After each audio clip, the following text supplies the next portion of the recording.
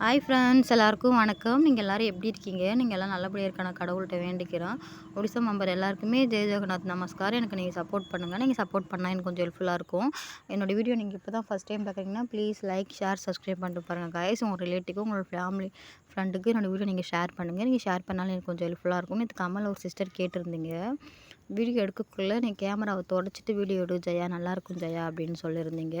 Okay அக்கா, அந்த மாதிரி நான் அந்த மாதிரி ட்ரை பண்ண தொடச்சிட்டு தான் எடுப்பேன் வீடியோ. என்னோடய செல்ஃபி கேமரா வந்து கொஞ்சம் அதுக்குள்ளே ஸ்பீக்கர் நேராக இருக்கா, அதுக்குள்ளே கொஞ்சம் மண் டஸ்ட் எல்லாம் போயிட்டு ஒரு மாதிரியாக இருக்குது, கிளியராக தெரிய மாட்டுது. அது உள்ளேயும் கையை விட்டு க்ளீன் பண்ண முடியாத மாதிரி டெம்பர் கிளாஸ் இருக்குல்ல. இதுக்கப்புறம் ஒரு புது ஃபோன் தான் வாங்கணும். வீட்டுக்காரர் வந்து என்னை வாங்கி தரேன்னு சொல்லியிருக்காரு. வந்த ஒன்று தானே வாங்கணும். இன்றைக்கி 2 நாளாகவே செம்ம மழை பெய்யுது. இன்னும் 4 நாளைக்கு மழை இருக்குது அப்படின்னு சொல்லிட்டு நியூஸில் சொல்லியிருக்காங்க. அவ்வளோ மழை விடாமல் பேஞ்சிக்கிட்டே இருக்குது. எப்போ தான் முடியும்னே தெரியல. பாப்பா ட்ரெஸ்ஸு எதுவுமே காயவே இல்லை. அங்கே பார்த்தாலும் பின்னாடி தெரியும் எல்லாமே துவைச்சி போட்டிருக்கான் அப்படின்னு சொல்லிட்டு என்னோடய சேரீ எதுவுமே காயவே இல்லை. என்கிட்ட இருக்கிறது ஒரு 3-4 சேரீ தான். அதுதான் நான் மாற்றி நான் போட்டுப்பேனே. இருந்தாலும் அவ்வளோ மழை பெஞ்சிட்டு இருக்குது. அதுக்கப்புறம் நெக்ஸ்ட் இன்னொரு சிஸ்டர் கமெண்டில் கேட்டிருந்தீங்க, உங்களோட உங்கள் ஓரவத்தி எங்கே அப்படின்னு சொல்லி கேட்டிருந்தீங்க. என்னோடய ஓரவத்தி வந்து அவங்க வீட்டுக்கு போயிருக்காங்க, அவங்க அம்மா வீட்டுக்கு போயிருக்காங்க. அவங்க போயிட்டு ஒரு 4-5 நாள் ஆகுது. இன்னும் வரல, எப்போ வருவாங்கன்னு தெரியல கரெக்டாக. அதுக்கப்புறம் வந்து நேற்று வேலை விஷயமா எங்கே ஜெயா போயிருந்தீங்க அப்படின்னு சொல்லி கேட்டிருந்தீங்க. ஒரு வேலை விஷயமா போயிருந்தேன். என்ன வேலைன்னு பார்த்தீங்கன்னா, நான் மாசமாக இருந்தேன்ல, பாப்பா இது குழந்த பிறந்தா நம்ம ஊர்லேயும் கவர்மெண்ட் காசு தரும்ல. அதுக்கு வந்து பாப்பாவுக்கு வந்து நாங்கள் முன்னாடியே அப்ளை பண்ணியிருந்தோமே, அது வந்து சரியாக இதாகலை. அதனால் கொஞ்சம் ஆதார் கார்டு மாற்றுறதுக்கு எனக்கு கொஞ்சம் கஷ்டமாயிடுச்சுல்ல. அதுக்கப்புறம் மாற்றிட்டேன். ஆதார் கார்டு எல்லாமே கொஞ்சம் சரியாகிறதுக்கு இதாகிடுச்சு. அதுக்கப்புறம் சரி பண்ணிவிட்டு எல்லாமே நேற்று தான் அப்ளை பண்ணி கொடுத்துட்டு வந்தேன். பாப்பா காசு சீக்கிரம் வரும் அப்படின்னு சொல்லியிருக்காங்க. எப்போ வரும்னு கன்ஃபார்ம் சொல்ல முடியாது, வரும் அப்படின்னு சொல்லியிருக்கிறாங்களே. அதுக்காண்டி தான் நேற்று நான் போயிருந்தேன். நேற்று போகல, அவ்வளோ மழை.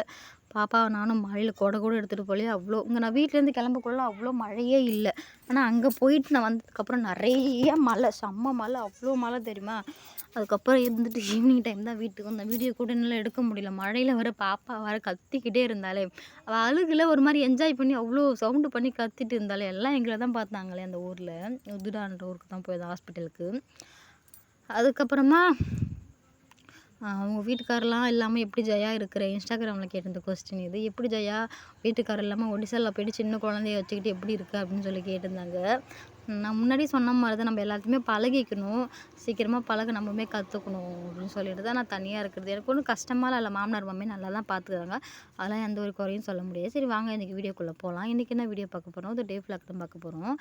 நான் வந்து இன்றைக்கி வந்து என்னோடய கொழுந்தனார் வந்து அவங்க ஒய்ஃப் வந்து அவங்க அம்மா வீட்டுக்கு போயிருக்காங்க. இவர் வந்து தமிழ்நாட்டு வேலைக்கு போகிறாரு. அதனால இன்றைக்கி மாமியார் வந்து சப்பாத்தி தான் பண்ணுறாங்க. நான் வந்து குக்கரில் வந்து உருளைக்கிழங்குலாம் வேக வச்சு எடுத்துக்கிட்டேன். உருளைக்கிழங்கு எல்லாமே நல்லா வெந்துடுச்சு. நல்லா மசிச்சு இன்னும் வைக்கல. தனியாக ஒரு பாத்திரத்துக்கு மாற்றி வச்சுருக்கேன்.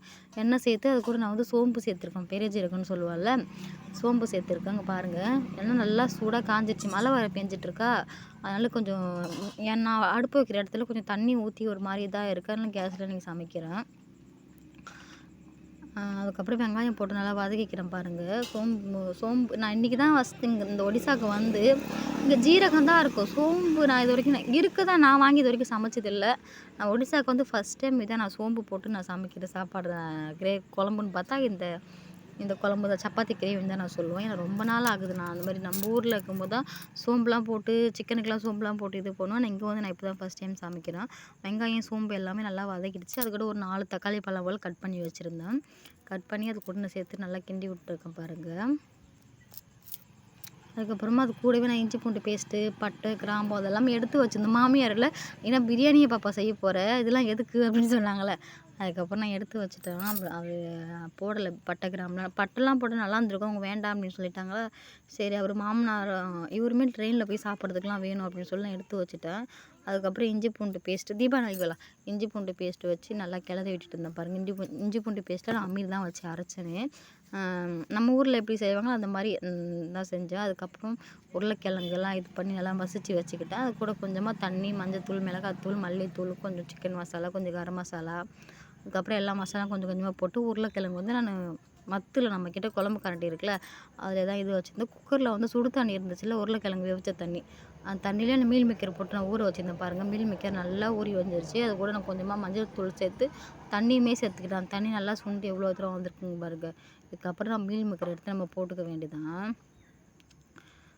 நல்லா சூடு ஆவி பறக்க பறக்க இருந்துச்சு. நான் கையில் மீல் மேக்கர் பிடிக்கக்குள்ள எடுத்து கொஞ்சம் கொஞ்சமாக சோயா பீன்ஸும் சொல்லுவாங்க, மீல் மேக்கர்னு சொல்லுவாங்க.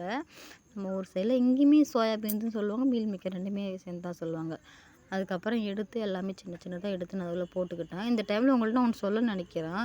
எனக்கு வந்து முடி ரொம்ப கொட்டுழுது. பாப்பா இப்போ பிறந்ததுக்கப்புறம் எல்லாம் சொல்லுவாங்கள்ல, குழந்த மூஞ்ச பார்த்து பால் குடிக்க ஆரம்பித்தா முடி நிறையா கொட்டும் அப்படின்னு சொல்லிட்டு, ரொம்ப என் முடியும் என்கிட்ட இல்லை.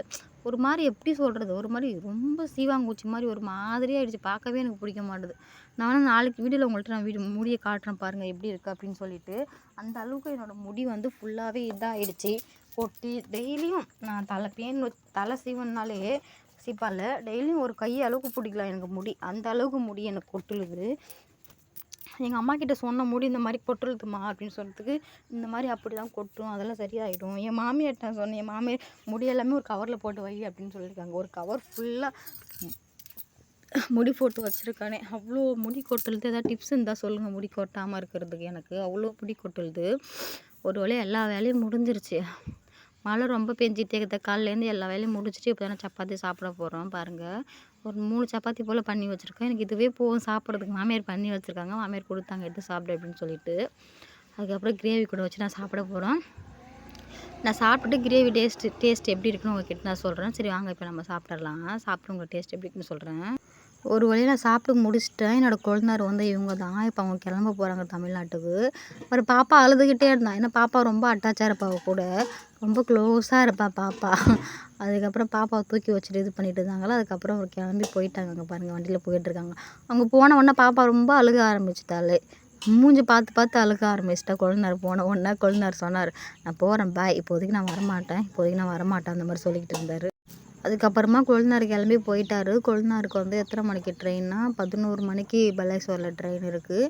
எங்கே வேலைக்கு போகிறாருன்னு பார்த்தீங்கன்னா, செங்கல்பட்டு இல்லை, விழுப்புரம் பக்கத்தில் ஒரு பாட்டில் கம்பெனி இருக்காமா. அந்த கம்பெனி தான் வேலைக்கு போகிறாரு. எங்கள் ஊர்லேருந்து நிறைய பேர் அங்கே வேலை செய்கிறாங்க. அதனால் அங்கே தான் போயிருக்காரு. பாட்டில் லோடு எடுத்துக்கணுமா என்னன்னு தெரியல சரியா. அங்கே தான் போயிருக்காரு. அவங்க ஒய்ஃப் வந்து அவங்க அம்மா வீட்டில் இருக்கிறாங்க. அதுக்கப்புறம் அவங்களுக்கு காலையிலே சமைச்சு சீக்கிரமாக எழுந்திரிச்சிட்டோம். பாப்பாவை வர எல்லாத்தையும் இது பண்ணிவிட்டு, பாப்பாவுக்கு வந்து இன்றைக்கி எறும்பு கடிச்சிச்சு தெரியுமா. எப்படி எறும்பு கடிச்சிச்சின்னு தெரியுமா. காலையில் எழுந்திரிச்சோன்னே வாசல் எல்லாமே க்ளீன் பண்ணிட்டு பாப்பாவை வெளியே தானே தூங்க வைப்போம். இந்த மாதிரி வெளியே தூங்க வைக்கல. எறும்பு நிறைய லைனாக போயிட்டுருக்கு. அந்த எறும்பு போய் டிஸ்டர்ப் பண்ணிட்டா கையால் வச்சு அடித்து. அது டிஸ்டர்ப் பண்ணோன்னே கோவத்தில் வந்து பாப்பாவை எல்லாம் கடிச்சிருச்சு. புள்ள காலையில் ரொம்ப அழுதுட்டு எனக்கே ரொம்ப கஷ்டமாயிடுச்சு. அதுக்கப்புறம் மாமியார் தூக்கி தேங்காய் எண்ணெய் வச்சு நல்லா தடவி விட்டாங்க. அதுக்கப்புறம் கடிச்ச உடனே பெருசாக ஒரு மாதிரி ரெட் கலர் ஆகிடுச்சு. பாப்பா கொஞ்சம் லைட்டாக வெள்ளையாக இருப்பாளா, ஃபுல்லாக ரெட் கலர் ஆகிடுச்சு. அதுக்கப்புறம் மருந்து வச்சு தேய்ச்ச உடனே அந்த மருந்து தேய்க்கல, எண்ணெய் தான் தேய்ச்சேன், தேங்காய் எண்ணெய். அதுக்கப்புறம் எல்லாமே அமுங்கிடுச்சு. பாப்பா கொஞ்சம் நல்லா இருக்கா. எனக்கு காலையிலே கஷ்டமாயிடுச்சு. ஐயோ பிள்ளை காலையில் இப்படி அழுக விட்டோமே அப்படின்னு சொல்லிட்டு நாங்கள் பக்கத்தில் பாத்திரம் விளக்கிட்டு வந்து மாமியார் அந்த சைடு மாமியார் சப்பாத்திக்கு மாவை பேசிட்டு இருந்தாங்க. என்னோடய கொழுந்தனார் தூங்கி எழுந்திரிச்சு அந்த சைடில் உட்காந்து. யாருமே பார்க்கவே இல்லை. எறும்பில் தெரியல அவள் எறும்பில் வச்சு இது பண்ணது. பிடிச்சி அப்படியே அடித்த உடனே அவள் எல்லாத்தையும் அவன் மேலே அப்படியே ஃபுல்லாக குப்புன்னு பாஞ்ச மாதிரி பாஞ்சிருச்சு புள்ள மேலே. அவ்வளோ கஷ்டமாயிடுச்சு. இப்போ பரவாயில்ல, பக்கத்து வீட்டு பொண்ணு அங்கே விளையாட தூக்கிட்டு போயிருக்கா, விளாண்டுருக்கு அவங்க கூட. நல்லா விளாட்றாங்க. எனக்கு ஒரு மாதிரி அழுகையே வந்துருச்சு. காலைல புள்ள செம்மையாக தேம்பி பாப்பா அழுக ஆரம்பிச்சிட்டாலும் எனக்கு ஒரு பயமாக ஆயிடுச்சு. அதுக்கப்புறம் வீட்டுக்காரர் ஃபோன் பண்ணார். நான் எதுவும் சொன்னால் என்னை திட்டுவார் அப்படின்னு சொல்லிட்டு நான் சொல்லலை. பாப்பா ஏன் அழுவுது அப்படின்னாரு. அவர் காலையிலே 5 மணிக்கெலாம் டே ஷிஃப்ட்டு போகிறாரு இப்போ. அதனால் காலையிலே ஃபோன் பண்ணிட்டு காலைல ஃபோன் பண்ணாருன்னா அவருக்கு 8:30 மணிக்கு ஷிஃப்ட்டு. 6 மணிக்கு ஃபோன் பண்ணால் ஒரு மணி நேரம் 1.5 மணி நேரம் பேசிட்டு அதுக்கப்புறம் வச்சுருவோம். அவர் ஷிஃப்ட்டுக்கு போயிடுவார். அவர் ஃபோன் பண்ணிட்டேன் பாப்பா கரெக்டாக அழுக ஆரம்பிச்சிடும். ஏன் பாப்பா அழுவுது அப்படின்னு சொல்லி கேட்டார்.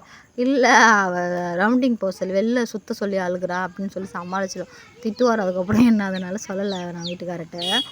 அதுக்கப்புறம் பாப்பாலாம் நல்லா ஒர்க்கு ஓஞ்சி இது பண்ணிட்டா. அதுக்கப்புறம் அவளுக்கு சாப்பாடு கொடுக்குறோம்ல, இப்போ சாப்பாடு மட்டும் தான் நல்லா பஞ்சு மாதிரி இதாக்கி நல்லா கொலன்னு வச்சு சாப்பாடு. அதுக்கப்புறம் கொஞ்சம் பருப்பு இருந்துச்சு, ரெண்டுத்தையுமே நல்லா கொலைய வச்சு மாமியார் தான் சாப்பாடு வச்சு ஊட்டி விட்டாங்க. இன்றைக்கி பாப்பாவுக்கு நான் ஊட்டி விடல. ஓகே ஃப்ரெண்ட்ஸ், இன்றைக்கி வீடியோ அவ்வளோதான். இந்த வீடியோ உங்களுக்கு பிடிச்சிருந்தா ப்ளீஸ் லைக், ஷேர், சப்ஸ்கிரைப் பண்ணுங்கள் கைஸ். என்னோடய வீடியோ அந்த வீடியோ பிடிச்சிருந்தா கமெண்ட் பண்ணுங்கள். Bye friends. நாளைக்கு நெக்ஸ்ட் வீடியோ பார்க்கலாம். எனக்கு வந்து தொண்டை ஒரு மாதிரி கரன்னு இருக்கிறதுனால கொஞ்சம் இதாக பேசுகிறேன். Bye friends.